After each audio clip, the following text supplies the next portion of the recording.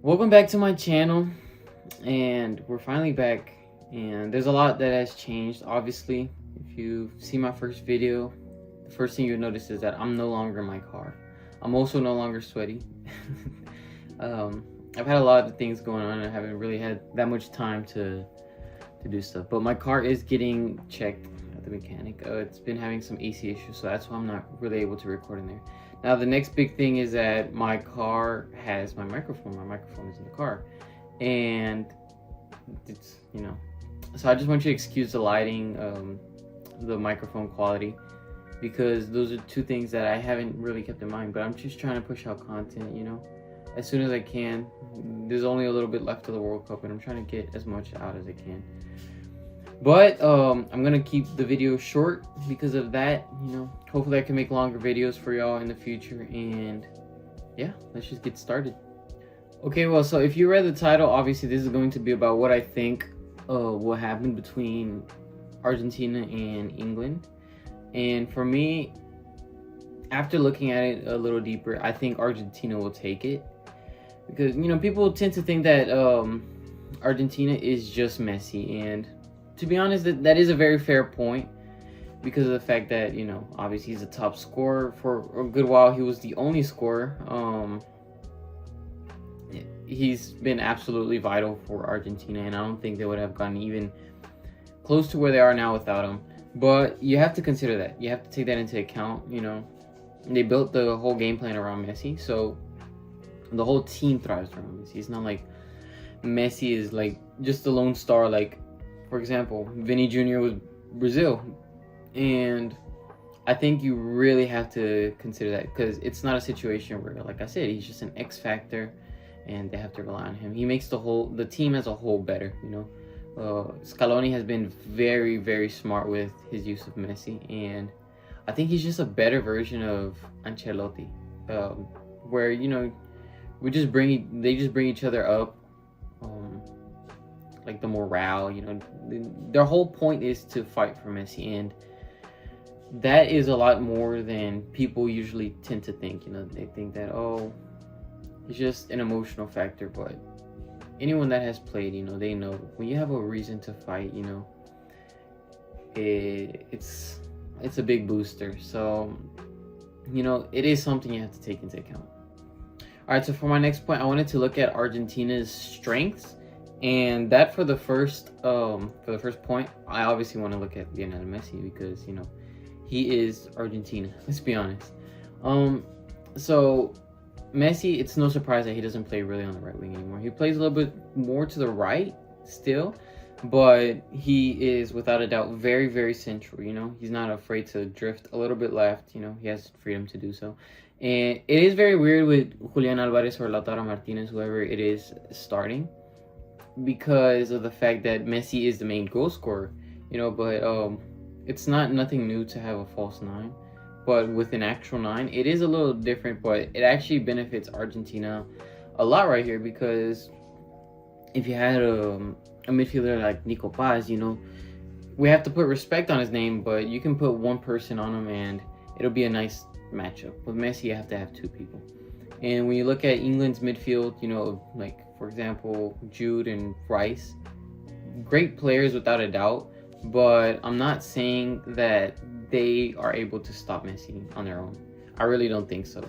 And even if they do a decent job, two people is a good bit, it's a good bit to have on you. But if, let's say that they have a decent job of containing Messi, he's still dragging two, and it creates more space for people like Julian or De Paul and Enzo Fernandez, for them to run out into the spaces that Messi creates. Because, all it takes is one through ball, all it takes is him, Messi's magic, everybody knows it by now, where he just takes on one and just passes the ball. It creates an imbalance, and England will not like that. They will suffer a lot from it. So just keep that in mind, because it is going to be something to watch for. All right, now, like every good argument, you need a counter argument. And I want to go ahead and dive into England's strengths. And I think everybody knows it, but England is best on the ball. off the ball, they look absolutely underwhelming. But when they have it, they can and they will hurt you in transition. Very quick, very rapid transition. With players like Gordon. If you need to sub them in, Rashford. I'm not. I'm obviously for Barcelona, but you have to be honest. They've been having a good tournament. At least Gordon has. Rashford been iffy, but that's not the point. That's not the point. All it takes is one through ball or one long ball to Gordon, and suddenly your defense is struggling. And then you lay it off to someone like Rice or Saka. You've seen it against Mexico, but they cross the ball and it's in from Jude Bellingham, which is why he's been shining the way he has. And it's also why Kane has been very, very, very, very important in build-up. Everybody knows by now Kane, he's an amazing 9, but more than anything, he helps develop. He's in there like a midfielder. You just can't let them get the ball because they will hurt you very quickly on transition. It makes you feel like, oh, they don't even deserve this win, But they do, because that's exactly their whole game plan. And I feel like Tuchel, he's a very great in-game manager. We can't just overlook that. He make nearly perfect subs. I wouldn't say all the time, but he will hurt you with the subs. He's someone that rarely ever makes mistakes, and also, like I said, you have to keep an eye on that, just like you have to keep an eye on Messi. Just be careful with Tuchel and the whole team as a whole. Just, that's the main problems.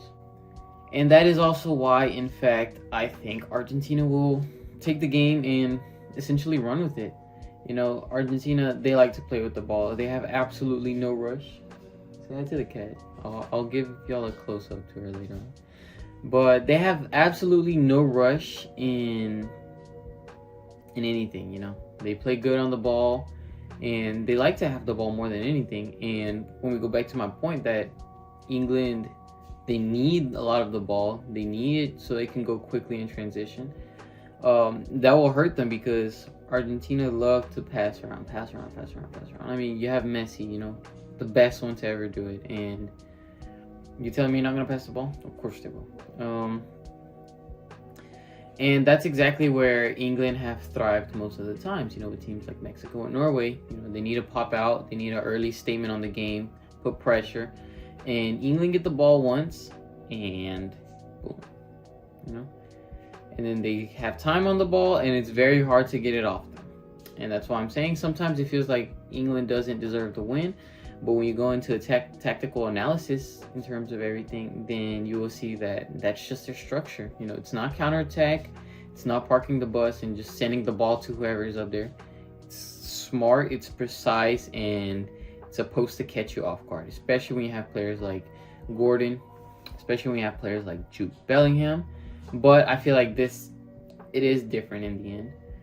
And Argentina are favorites. They don't have to put out a statement. They don't have to hit them in the mouth for them to realize, for them to have a sense of urgency. And I feel like the first few minutes, first 10, 20 minutes for Argentina, it will be a little hard because they will try to have a lot of the ball, in my opinion. And England will need it to ruin their momentum. They'll need it because they are the ones who need to put the statement out there. And they will be high pressing, which at the end of the day, it is kind of still their plan, but it will kind of give them a step to the side of what they need to do, if that makes sense. And in the end, Messi's Messi. You can't press him. You can press DePaul, you can press Enzo, but Messi is Messi. And be careful around the box. If you try to press Messi around the box, you get a free kick, and that's not very good for them, is it? So I feel like it's almost like Argentina counters England in more ways than not, and they will have to be very, very careful in the way they do things. In the end, I do think Argentina will win, but it's not going to be without a fight. Although I did say, they counter them more ways than not. The quick transition, you only need a little bit of time. So I do think this game will end 3-2 or 2-1. It's going to be a tight game, but I'm pretty sure most goals are going to come late, That's when you get the sense of urgency. That's when Argentina, likes to do things, Like I said, they like to leave it late sometimes. But let me know what you guys think. Even if you disagree, because it is going to be a very interesting match. Even if you disagree, like I said. And I'll try to be back soon with a World Cup final preview. This is basically my match preview. And then tomorrow we'll watch it. I'll try to give you a match review, after the match. And then I'll go ahead and do the World Cup final preview and the review. Obviously, in order. It's kind of hard to do it out of order. But thanks guys. I'll see you later. And peace out. I did say I was gonna give y'all a look into my cat, so let's go ahead and show her, see if she wants to say hi. She's a little shy, and I do in fact have another cat, but she's more shy, if you could believe that. And I'll see if I can get her out. But thanks for watching, and I'll see y'all.